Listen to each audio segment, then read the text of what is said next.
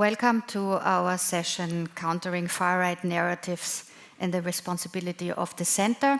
As you could see in this film that was done in 2012 by a German, where is his name?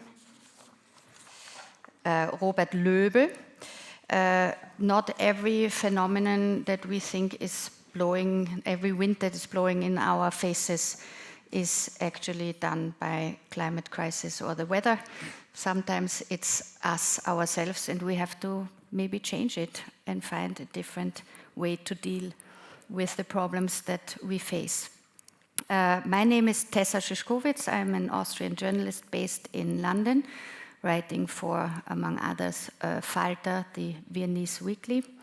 And we have a wonderful panel here to discuss the question how we counter far-right narratives, but also how to strengthen the center against the pressures the political scene is under at the moment.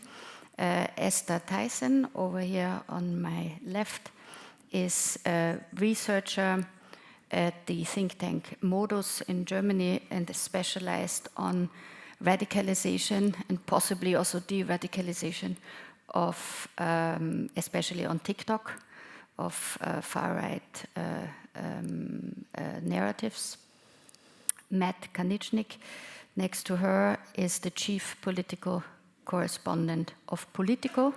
He's based in Berlin, but often writes about the pan-European subjects that surround our subject tonight. Then we have Anna Lührmann. She's the Secretary of State, the Minister for Europe in the German government. She's a member of the Green Party. And here next to me directly, Ottmar Karas, who was up until now Vice President of the European Parliament, a member of the Conservative Party of Austria, leading member of the EPP, the Conservative Party in the European Parliament, and unfortunately he's not our next commissioner in the European Union. Let's kick it off with a very topical question, maybe, because we have to look at what are the far-right narratives that we are dealing with at the moment if we want to talk about how to counter them. And a lot of it, of course, is known, but we have at the moment one very sort of topical and unfortunate series of events in Germany with stabbing attacks in city centers in Germany, Eastern Germany, Western Germany, now in Solingen. So Anna, I would like to ask you, if a narrative is being fueled with actual attacks, so if a far-right narrative would be immigration endangers not only the national identity of a country, but actually the security of its people, what can you do as a centrist, moderate politician to try to explain this complex situation, how immigration, rule of law, and a sort of ideas to make a country safer, how can you even start to do this in the middle of an election campaign as we have it now? Well, these horrific attacks create fear, no doubt. And to be honest, this also applies to myself. I have a 16-year-old daughter. If I imagine, now she likes to go out to parties, obviously. If I imagine, something like this would happen to her, right? I mean, that's the thought I think that every parent has if these kind of attacks happen. It could happen to my children, it could happen to my parents, it could happen to somebody I love. So we see that these attacks create fear, and I think it's our responsibility as state to make sure that they stop happening. That's very clear. And I think this is the way we need to address it. We need to acknowledge the fear that they instill, and we need to find actions that actually work to stop them. One is de-radicalization programs that we see. A lot of these Islamists are radicalized online, for instance, and this happens more and more now. We need more effective tools to actually execute deportations. I have to say that. This was a person that wasn't supposed to be in Germany anymore. He knew that. And the state failed in executing these decisions. And this cannot happen anymore, right? We need to have more effective tools for police to prevent crimes like this with weapons. So that's one thing we need to do. At the same time, we also need to make sure that these attacks are not used as a pretext to create hate and fear of people of foreign descent living among us. For instance, I spent last weekend with a family, a beautiful family that came 20 years ago to Germany from northern Iraq. They have 4 sons, all in the age of these young men that typically do these kind of attacks. And I looked at them and I saw that many now look at them with a lot of prejudice because they only hear it's people of descent from an Arab country in their age that do these kind of things. And we cannot let this hate and these prejudice kill our open societies. So we need to do both. We need to take the fear serious, address it with political instruments, and at the same time maintain our open societies and our respect for people of different origin.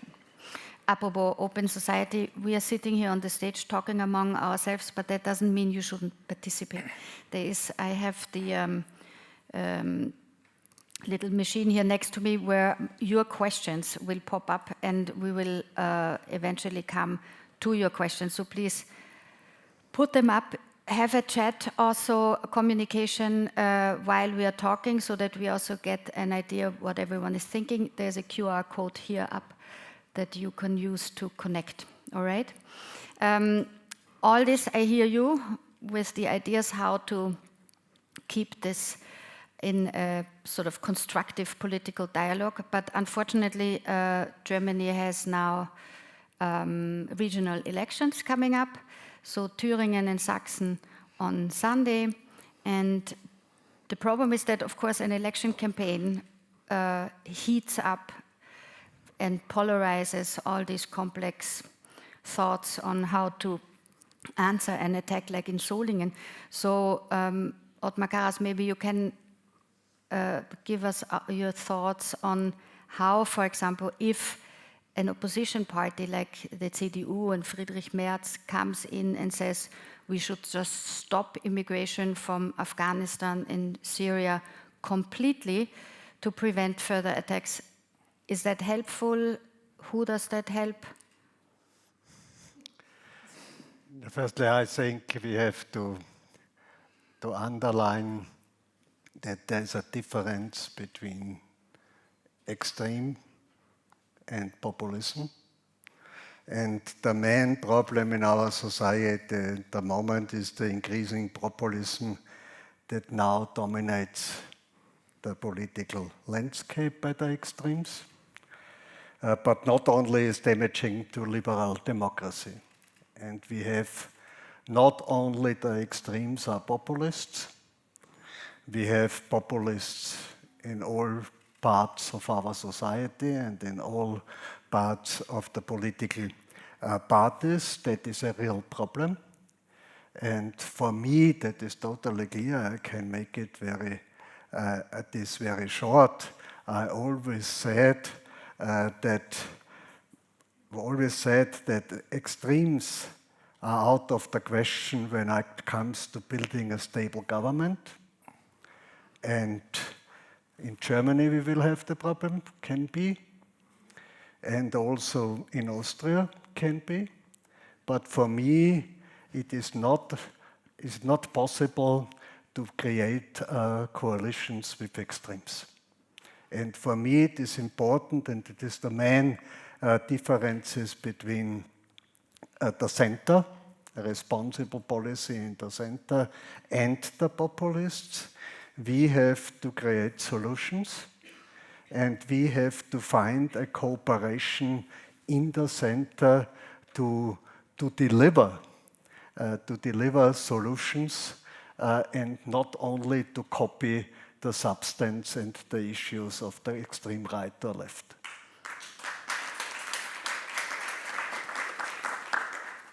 The problem, of course, is you can say you don't cooperate with the extreme right. We'll see now if in Germany everyone stays on this sort of cordon sanitaire that also the CDU in Thüringen, for example, would not cooperate with the AfD should she become the first party in the regional parliament.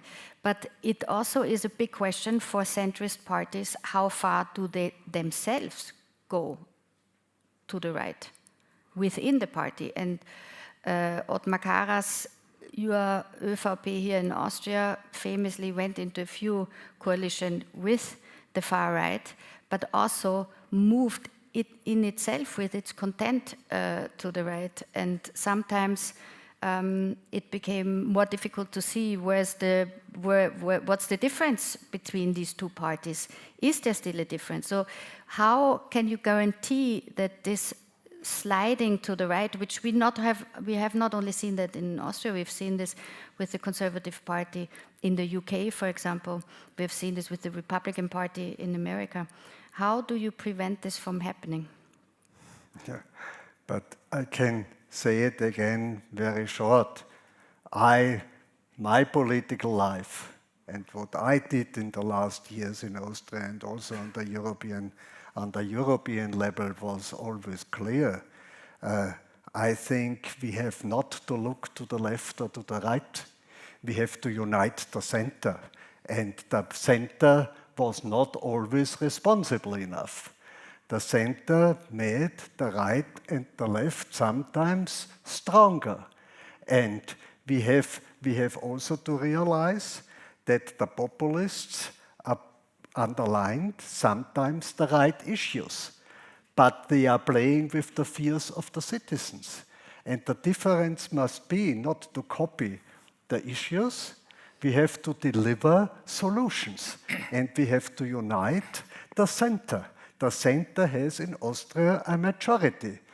Also between the political parties. The center has in Austria a majority in our society, and we have to deliver solutions. And that is what the responsibility of the center is. And we have to change something in our political priorities, and we have to change something in our political communication.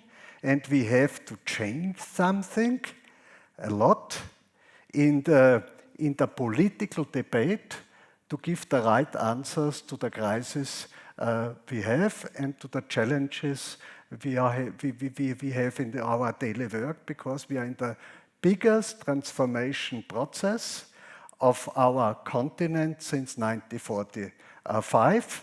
And that needs more responsibility and not more populism, especially in the center.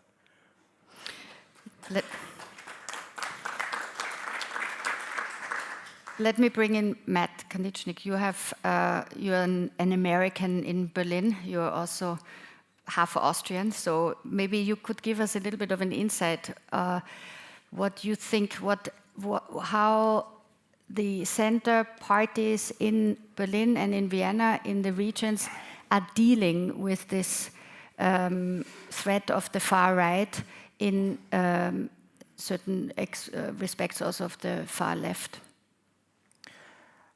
I agree with Ottmar Karas that what really needs to happen is focus on solution, and that's exactly what we haven't seen in recent years, and this is why we're seeing this strength of the far right across Europe, not just in Germany and Austria, but in other parts of the continent. And I think that the political establishment, and by that I mean not just the center-right parties like the People's Party in Austria or the CDU in Germany, but also the Greens and others, they really only have themselves to blame because they've had the responsibility. These are not new issues. We've been talking about, for example, migration in Austria for as long as I can remember. Some of you in the room might remember a figure here named Jörg Haider, who really was the first to make the issue of foreigners, foreign influence. At the time, it was coming from the former Yugoslavia, and then it morphed into a more anti-Islam message, who really made that the kind of secret sauce of far-right populism in Europe,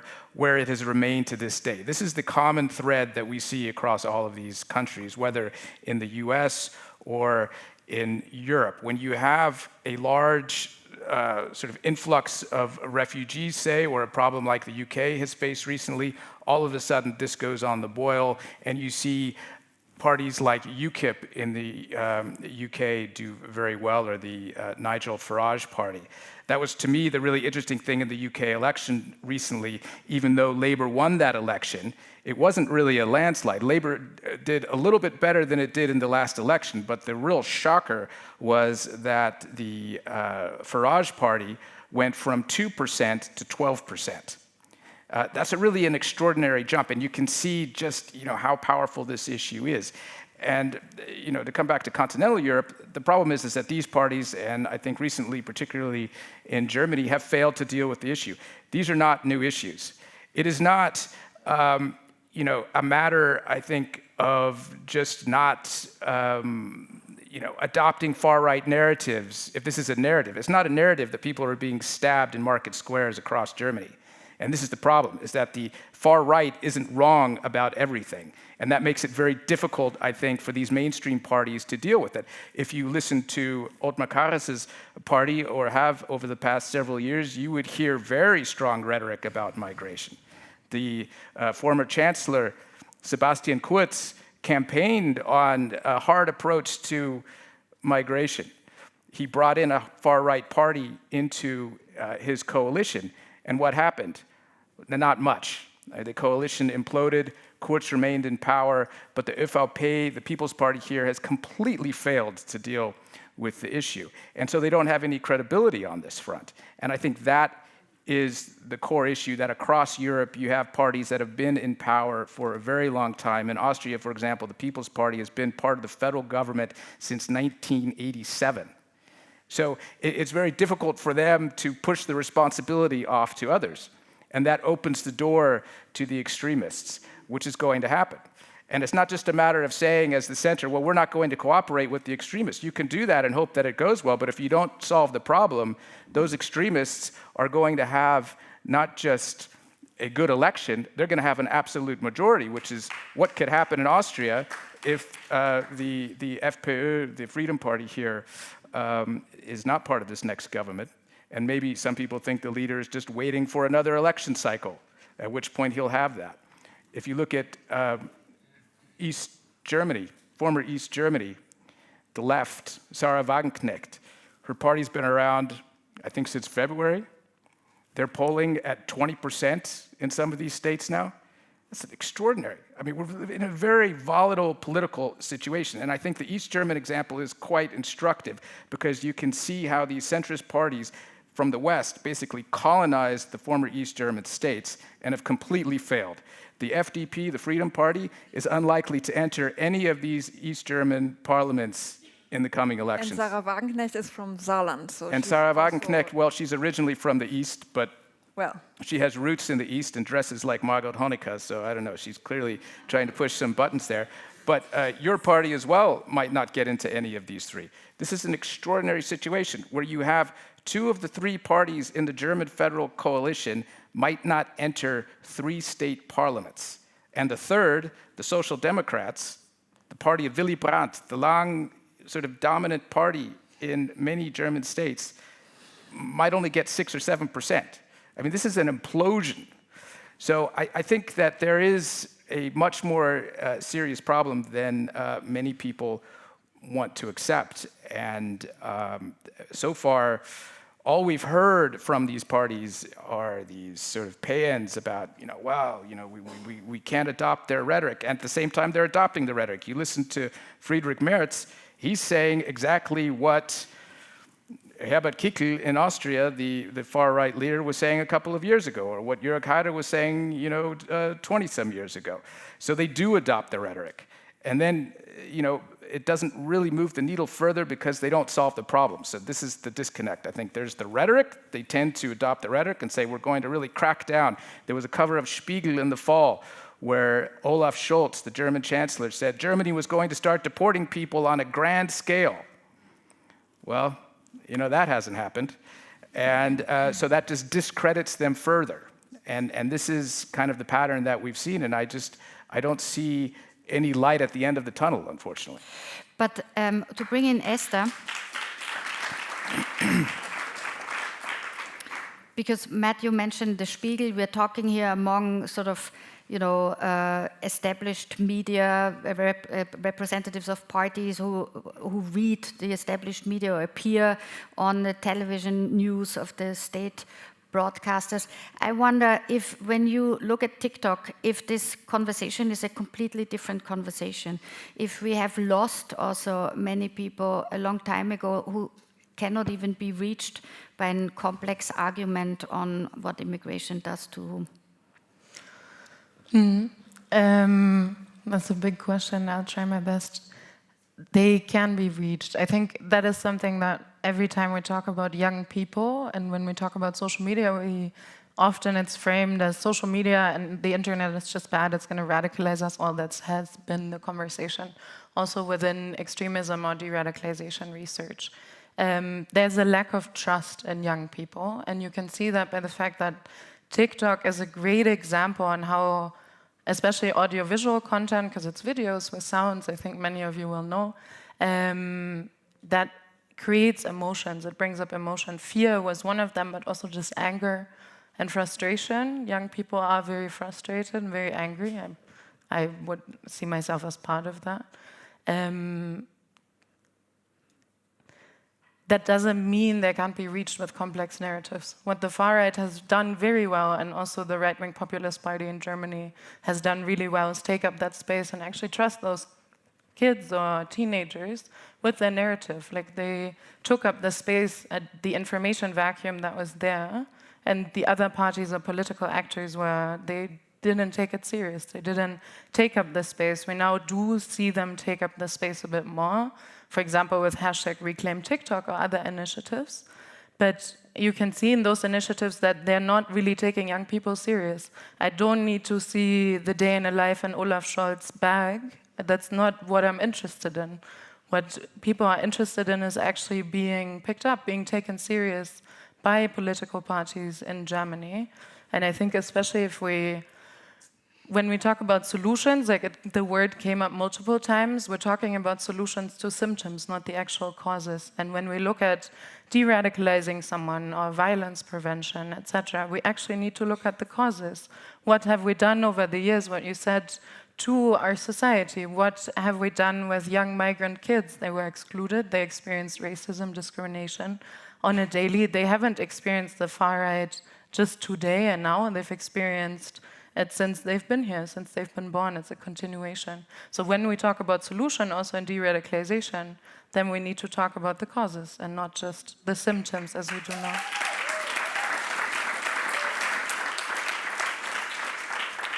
Well, what would you say are the causes? The causes?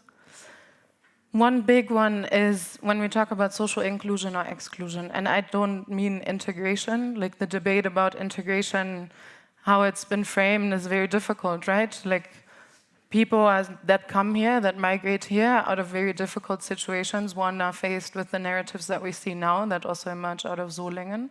What you mentioned, Anna, with that they're now seen as a threat. And before that, they've been seen as a foreign object. They've been asked to integrate in the sense of letting go of their culture, everything that makes them, instead of seeing it as a strength. I mean, the AfD has mentioned this now in various proposals and like parliaments, for example, in Brandenburg, that diversity is not a strength, but it is, and we've ignored it, and we have not been brave enough to take up the conversations about, okay, what do these differences mean to us? How can we meet? How can we have these debates? And in Germany, we have a culture of veering away from those dialogues and those debates. But for sure, the continuation of racism and racist violence, anti-Semitism. We have, as a country, not really rid ourselves of all those things. They've been a continuation, and people have been experiencing them daily. I think that's a massive cause: social exclusion, racism, anti-Semitism, and far-right narratives work really well, and we see that in research, because these actors know how to find those narratives in mainstream society. Like, we have those ideas and values and narratives, they exist. Like, xenophobia exists within all of us and all of the parties that are represented here and all of the parties that are represented in the parliament and in all of us, and those narratives connect really well. Sorry, but I think the problem with xenophobia is, of course, that it's always existed and existed in ancient Greece, which is why we have the word, and it will continue to exist. The problem is that the governments that we're talking about have just not succeeded in dealing with this issue, even in a minor way. I mean, most people here probably aren't aware that Austria is always sort of branded as this sort of far-right island in Europe. Austria has taken in more refugees per capita than any other country in Europe over the last 10 years, followed by Sweden, I believe, and Germany. In Vienna right now, more than 50% of elementary school children do not speak German as at home. Someone told me today more than 70% of school children aged 6 to 17 do not speak German as their sort of daily language of communicating, Umgangssprache in German. This is... I would be a little bit careful with this number. This comes from the Austrian Interior Ministry. Yeah. This is a serious problem that is going to be felt across Europe if this continues. And this is the problem. It's the degree. It's not taking in refugees per se. It is taking in many more than a country can handle. And there is this kind of cliche of the boat is full. Well, I think in places like Vienna and certain parts of Germany, that is certainly the feeling that many people in the population have. Nobody asked these people if they wanted to take in that many refugees. And then ex post facto to say, well, you're all racist because you don't want to continue to bring in these people, or you want to change the asylum laws, seems to me a little bit naive. Let's give the word to Anna Luhrmann. No, and I hear you, and I think we definitely need more order in migration policies. One of the reasons why we actually, with great struggle, managed to get a really big reform of the European Asylum Pact through half a year ago, and this has exactly the objective of ordering migration more, of making borders also more secure, also of facilitating those that need protection with speedy protection. So that is one part, but I would argue that the issue is much, much broader than migration. If we look to, you spoke about the elections in Eastern Germany. The biggest issue in these elections is Russia's war in Ukraine.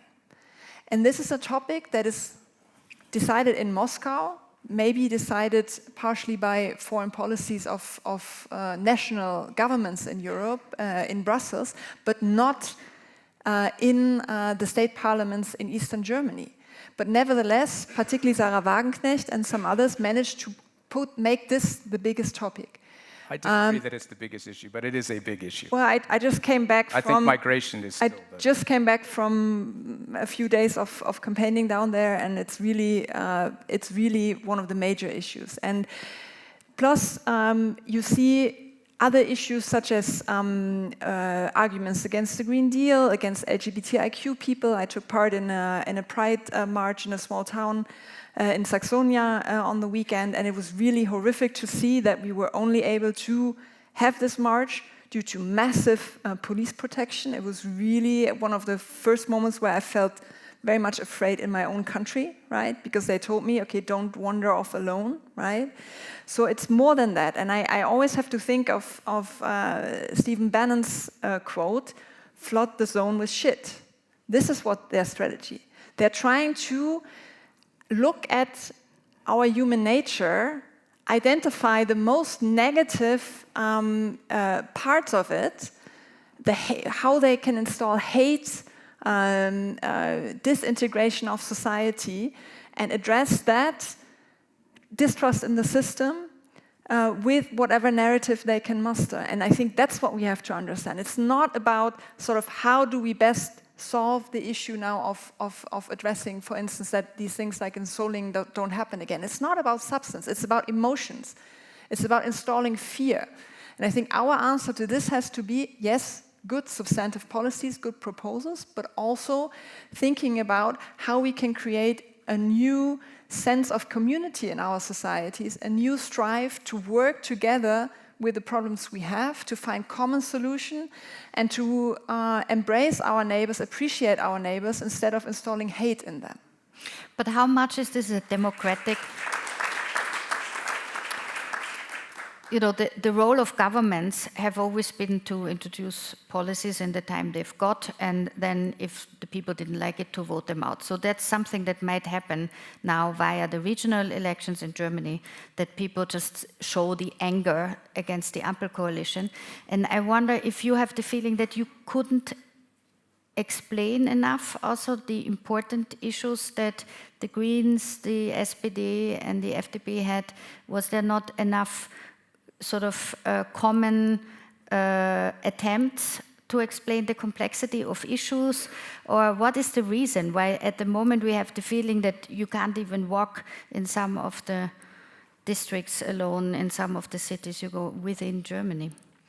I think for too long we turned too much of a blind eye on the scale of the problem, right? I mean, we're here in a place where also Karl Popper worked, right?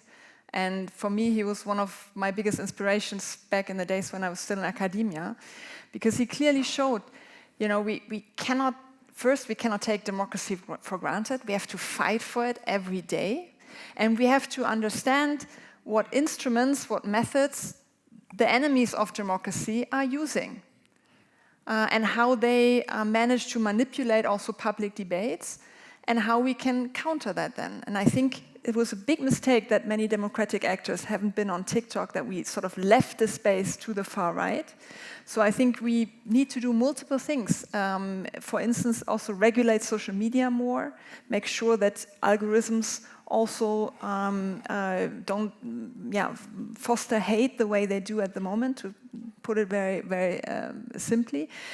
And then really make sure that we also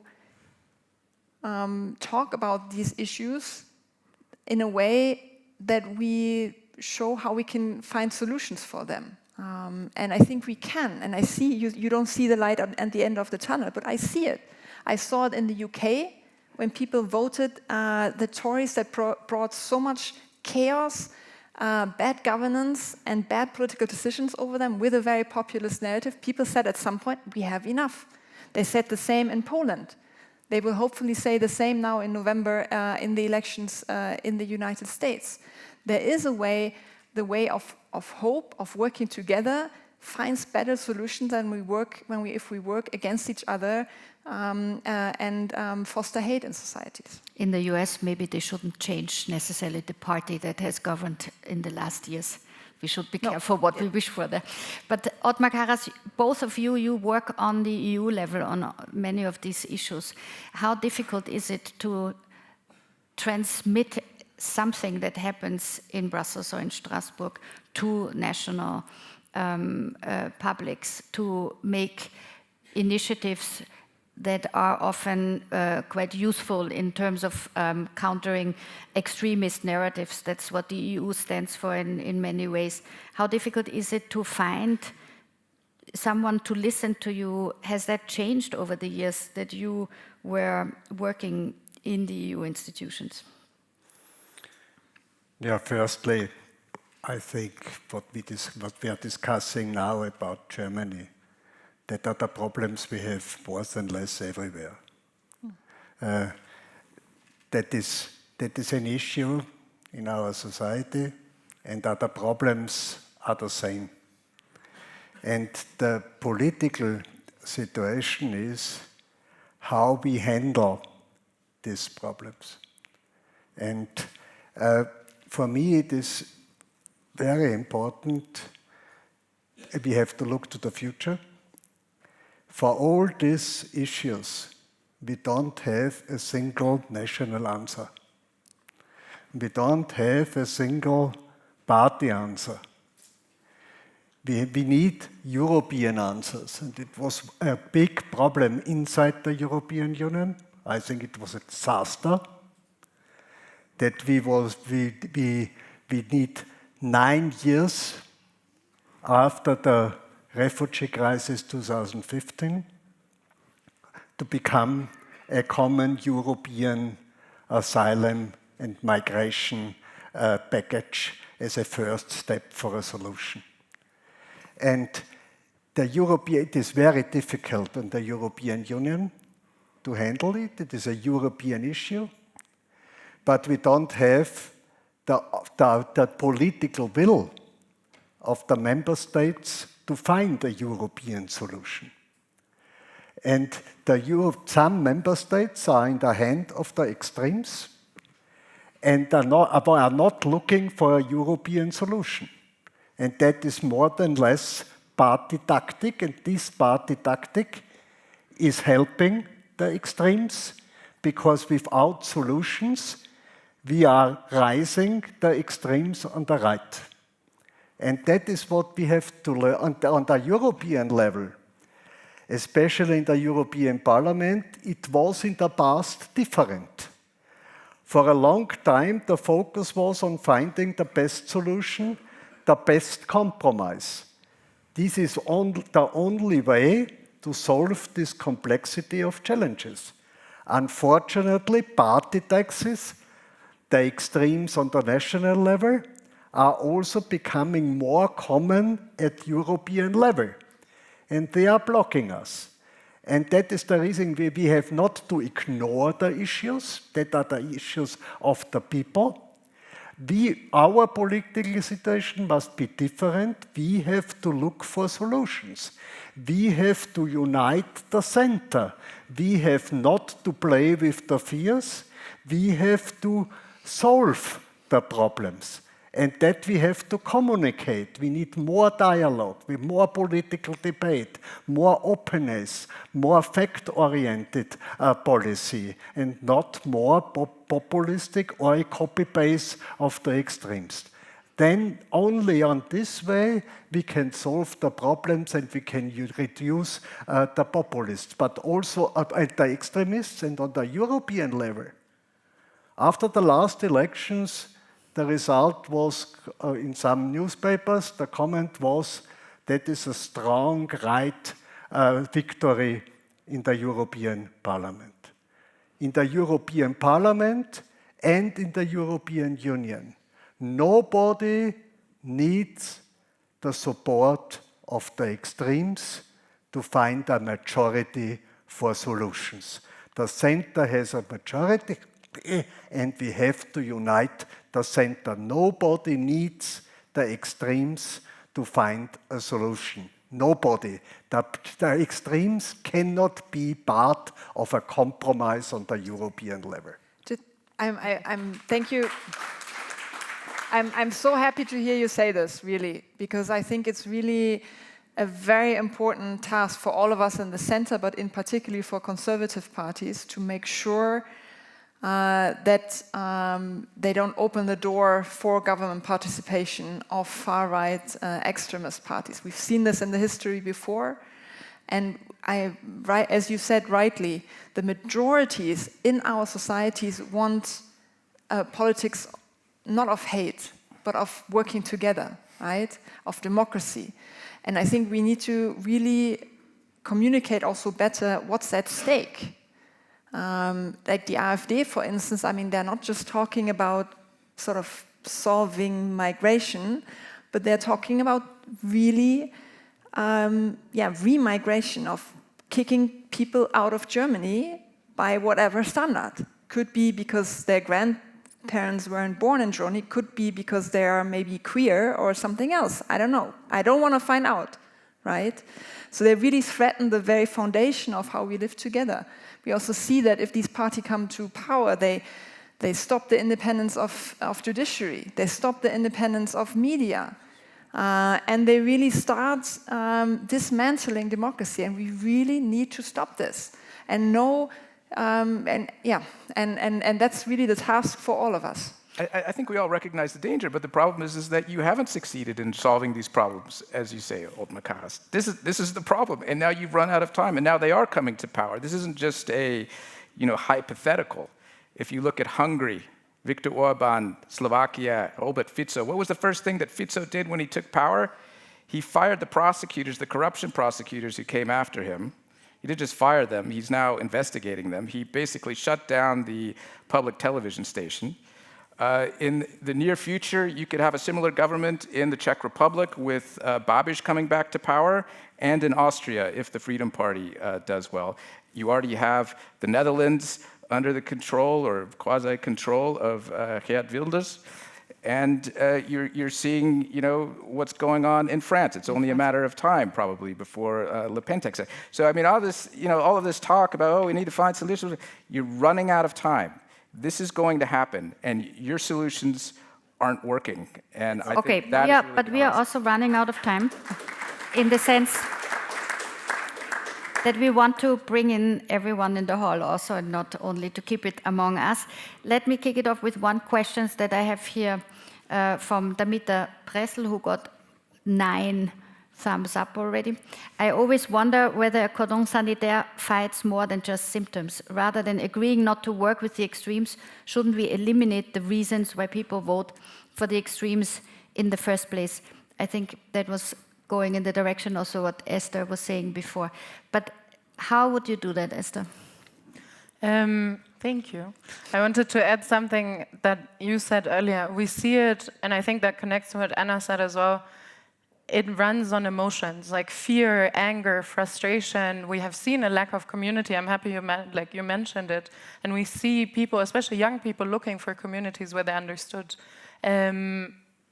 Even in countries or regions where there's very low migration, people have the same opinions.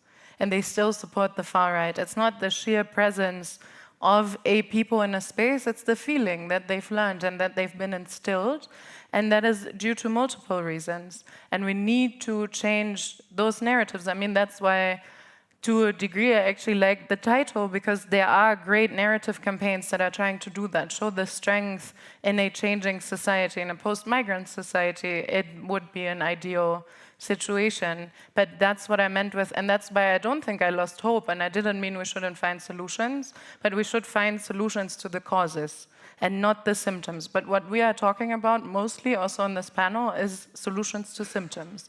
But we need to have trust and bravery to address issues that we've had in the past, things that we've created, and actually address them. I have hope when I go, for example, into migrant communities, and I see how they're having dialogues that in the big media landscape in Germany are not possible to be had, but we're having them on smaller scales. We need to meet people in their communities and trust them and talk to them, and I find hope where we're able to have a fight and discuss and disagree, but learn to come back together. But for that, we actually need to face what we have ignored over the past years and the issues that we've collectively created as well. But there needs to be an addressing of what is happening amongst and across society, and not just extremism is always used to locate the issues on the side, on the outline, but it is within the center of society as well. Like, we've seen it with parties, we've seen it with statements by Olaf Scholz or other parties. We see it on a smaller scale as well. It's not just the far right that has those ideas and that is pushing those narratives or policies, and that's why it works. And that also makes people lose trust in center parties. Let's take 2-3 questions from the floor. If we have any, we have a microphone that goes around. Please raise your hand and let me know if you want to ask something. Here's someone here in the second row. Hi, my name is Noreen Mughal. It's not really a question, actually. It's just a statement. I actually also posted that in the chat. Taking in refugees by the numbers doesn't mean you include them in society. So I don't think that is a very valid argument. Thank you. Oh, and one more. I'm sorry. one more thing. We are talking about racism, xenophobia, discrimination, whatever. And as a person who does experience that, I feel like someone like me is missing on this stage. So maybe like a thought. Can I Point add taken. something to that? I think that's my white passing privilege. But as a child of a migrant mother in Germany, I hear you, I feel you. Very much, it was a very big step to be on this panel. I'm happy to be here, but I agree there should just be more of us. Also, maybe Anna Lührmann, would you like to comment on this question also, if taking in refugees means, how to, the question of is integration the subject that we need to address, or does it mean that people should also just be accepted in their cultural environment that they want to bring into a country like Germany? So how much do we have to rediscuss the entire idea of what integration, not integration means for a society? Because often parties from the left are being accused that they have sort of looked away from the dangers and didn't address issues very much. So, I mean, you've been in government now for the last years, not exactly your brief as a Europe minister, but what would you say is important if you look at how many people don't feel heard or seen in the society? Yeah, I think these are really critical questions, because as a society as such, I think we see in all our countries, and you rightly said this is not only an Austrian and German problem, but maybe a problem in Western societies as a whole, sort of a bit of a disintegration. And that's particularly, of course, felt very strongly also in migrant communities. And therefore, sort of first, my general message today is that we really need to build a stronger sense of community in our societies, where everyone has their place of contributing to making things better.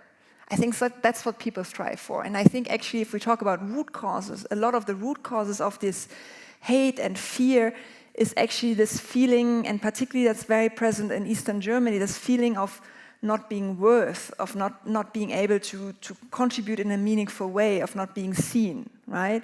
And therefore, and of course, this question often gets asked with regards to migrant communities, and here, of course, we need to talk about language courses, integration courses, and these kind of things that can happen earlier and faster, and that's one of the reforms that we've actually been doing as German government, to make sure that decisions on migration status are taken earlier, so that it's also easier to integrate people, because as soon as a decision is taken, they know, okay, this is my future in Germany, and they get the right for an integration course, they get the right to work, and we need workers, right? If I talk to businesses in my constituency, the number one priority they have is not lower taxes or lower bureaucracy, that's also something they want, of course, but is workers. They need workers, high-skilled workers, low-skilled workers, any kind of workers. Therefore, we need also migration to cater to these needs of our economies, particularly now that we come in a time and age where we have this demographic change. If I go to the elderly home where my grandma is, there is nobody of sort of purely German descent, whatever that is, right? There are people that were born in care workers, yeah. There are people born in Ethiopia, people born in Eastern Europe, people born in Latin America, and they do a great job. My grandma loves them, even though she grew up in very different circumstances in Nazi Germany, right? So anyway, so I think we need to, yes, do more on integration, but also, and the question came up earlier, people care about a range of different topics. I've been actually looking a lot, there are always, as a journalist, there are always these opinion polls, what is the most important issue for you, right? And we can clearly see, yes, we can see, as you said, that after 2015, migration spiked, also a most important issue, because the number of migrants increased. But since then, the question of whether people see this as most important issue and the number of additional arrivals doesn't really correlate that much, right?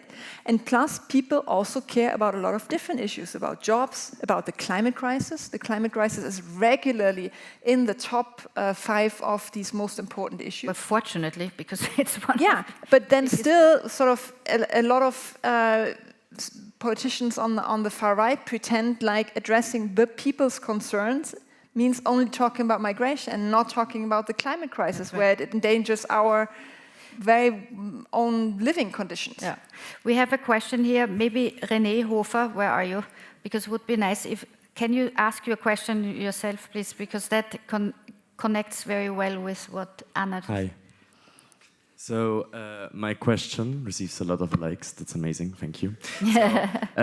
I wanted to ask, so I personally believe that the majority of people who vote for populist parties, they are not radicals, they are no weirdos. They're like people who struggle with the current complexities of our time and age. So like inflation, the war in Ukraine, economic anxiety, housing issues. So my question is, why do center parties struggle so much to present viable solutions to those issues? And do we need more radical change to help those people? Thank you. Let's connect it to a second question that I also see here. Yanis, are you here, Yanis? Are you? Because the question, I think, is very important also for our debate on the European level. Here, the second row. Yeah, my question is, because like the topic is about far-right and centrist, and Mr. Karas also mentioned the extremes and the moderates. And my question is, how do we differentiate between those two terms? Because it seems that the lines are blurred, especially when it comes to the EU level. We see, for example, Mrs. von der Leyen framing like the Patriots for Europe as a far-right party, which we don't deserve to talk to, whereas for Mrs. Meloni and her European party, it's not really the same. And then, yeah, where is the differentiation between those terms? Yeah, thank you. Maybe Ottmar Karas, you want to come in? I think we have to differentiate dialogue or cooperation. You need, on the political level, dialogue. But it is not necessary to cooperate with everyone. And on the European level, and Ursula von der Leyen and the center in the European Parliament, I mentioned it before, we need no right-wing groups to find solutions. Dialogue is one thing. It is not necessary to cooperate. The center has a majority. And the majority has to deliver solutions, not to ignore the issues. We have to unite the center to deliver solutions. The extreme parties and the extreme political groups are not interesting for solutions. For them, it's helping to have a world black and white, good and bad, and no solutions.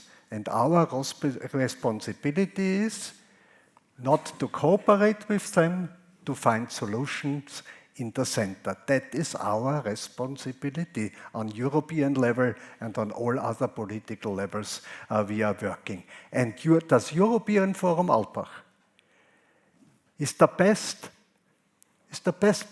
proposal and picture.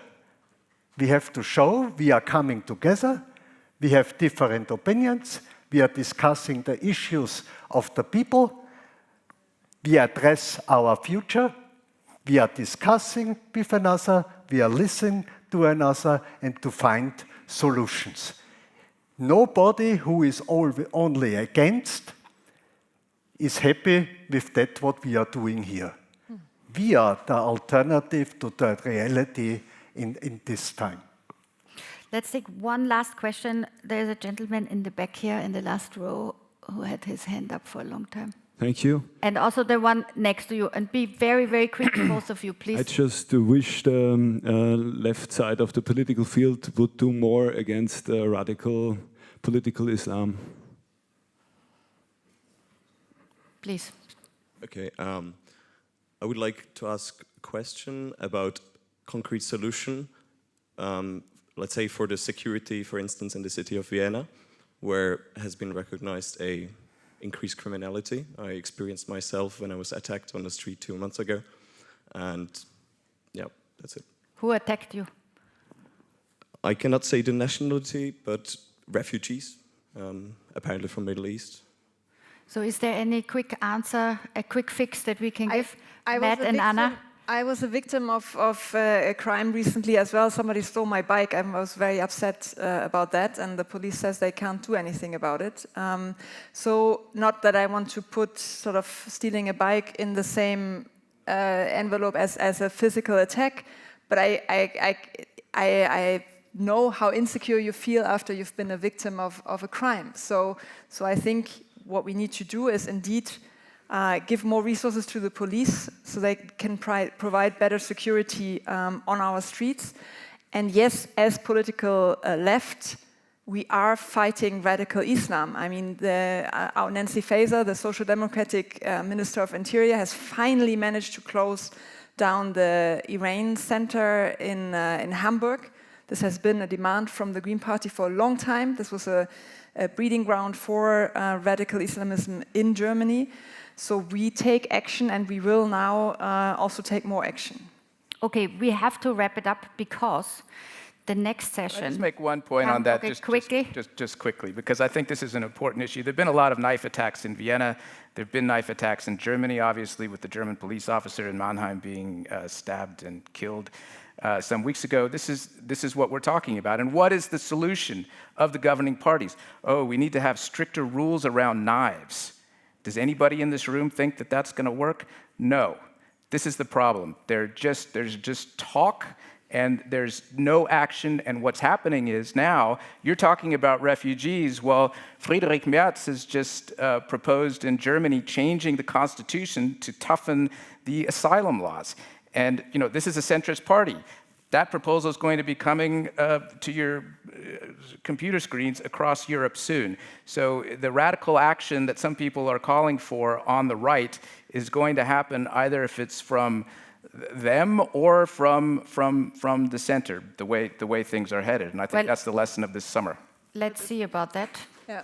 Matt, I'm sorry that we can't sort of, we have already the red alarm light blinking because... I just want to say it's not true. They have more measures than sort of the banning of knives. Nothing's worked so far. No, so, but we'll see. That's not completely true either, Matt. Come on. Yeah, Sorry? first of all that, and second... I mean, you mentioned very Nancy complex. Faeser. Nancy Faeser But can I also just- shut down a newspaper. Is that going to work? Shut down a newspaper. And Matt, hold on 1 second. second. Let Anna... Yeah, just for the record, we are now in response to these horrific attacks. We are, of course, talking about how we can exactly prevent them. And I ask you how a constitutional change that will happen in a while would actually address these specific attacks. We need better resources for the police. I'm not saying it's going to change it. We need better resources for the police. We need particularly also more investigations online in these forums where people radicalize so that we stop that. We need also, as I said before, effectively execute deportations of those people that don't have a right to stay. Okay. Thank you, Matt. Last word, I think it's extraordinary that a member of the Green Party is calling for more police. Thank you to all four speakers very, very much. We really have to go. And you two for sure have to stay for the next session, but everyone else should stay too, because it's called Pitch 2100, and 3 distinguished speakers will make their pitch how to save democracy or to strengthen it. Let's hope it's strengthening, not saving. And so all of these ideas that we just started to discuss, we have to discuss further in a futuristic but also pragmatic way. Thank you very much for all of you for coming, and to our 4 speakers.